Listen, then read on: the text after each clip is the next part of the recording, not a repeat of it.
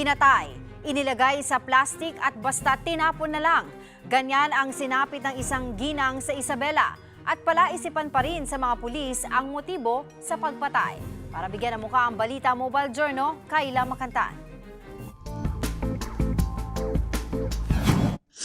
Nakilala na ang inabandonang bangkay sa gilid ng kalsada sa Isabela na nakatali at balot ng plastik.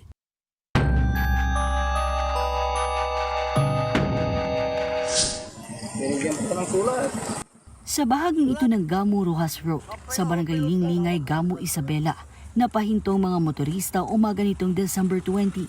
Isang kahinahinalang supot na may kalakihan kasi ang pumukaw sa pansin ng isang concerned citizen na agad din nag-report sa mga pulis. Sa pagresponde, nakumpirmang bangkay ng isang babae ang laman ng pulang plastik. Kalaunan, nakilala siyang si Roxanne Carabacan, 31 anyos. Ayon sa kanya mister, huli nilang nakita ang biktima nang pumasok siya sa isang bangko sa Kawayan City kung saan nagtatrabaho. Pero buhat noon, hindi na nila siya nakausap pa. Ang mga pulis, hirap pang matukoy kung ano ba ang sanhi ng pagkamatay ng biktima.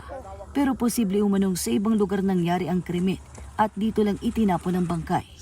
Meron pong mas mabilis na aksyon. Sana mahuli rin po agad yung gumawa sa asawa ko ng ganito kasi hindi niya po deserve yung ganitong sinapit niya kasi mabait po ang asawa ko. Hindi po siya palaaway.